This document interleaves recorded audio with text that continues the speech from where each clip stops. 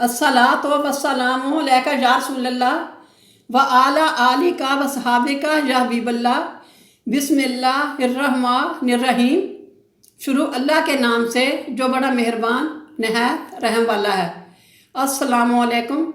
میں آپ کو رحمت اینڈ پیس چینل پر خوش آمدید کہتی ہوں۔ امید ہے کہ آپ سب خیریت سے ہوں گے۔ میری دعا ہے کہ اللہ تعالیٰ آپ کو اپنے حفظ و امان میں رکھے۔ آج کا موضوع ہے عورت کا مقام اسلام سے پہلے۔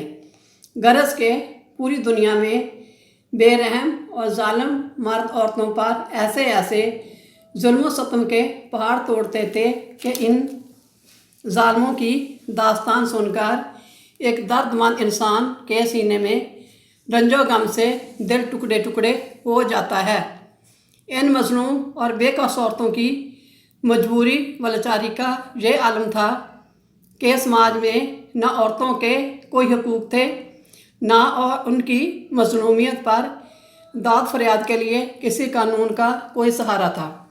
ہزاروں سال تک یہ ظلم و ستم کی ماری دکھیاری عورتیں اپنی اس بے کسی اور لاچاری پر روتی بلبلاتی اور آنسو بہاتی رہیں، مگر دنیا میں کوئی بھی ان عورتوں کے زخموں پر مرہم رکھنے والا اور ان کی مظلومیت کے آنسو کو پوچھنے والا دور دور تک نظر نہیں آتا تھا، نہ ہی کوئی بھی ان کے دکھ درد کی فریاد سننے والا تھا، نہ کسی کے دل میں ان عورتوں کے لیے بال برابر بھی رحم و کرم کا کوئی جذبہ تھا۔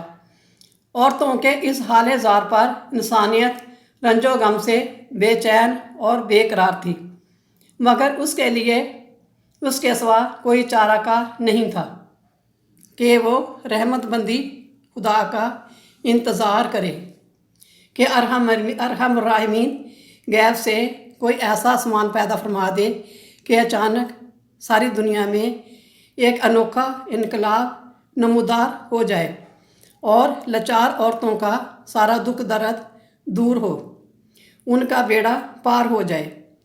چنانچہ رحمت کا آفتاب جب طلوع ہو گیا تو ساری دنیا نے اچانک یہ محسوس کیا کہ شاید جہاں تاریک تھا، ظلمت کا دا تھا، سخت کالا تھا، کوئی پردے سے کیا نکلا کہ گھر گھر میں اجالا تھا۔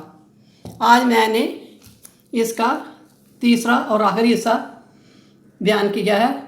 میرے اس رحمت اینڈ پیس چینل کو سبسکرائب کریں، لائک کریں، شیئر کریں اور کامنٹ کریں تاکہ میری اگلی ویڈیو آپ کو مل سکے۔ السلام علیکم، شکریہ۔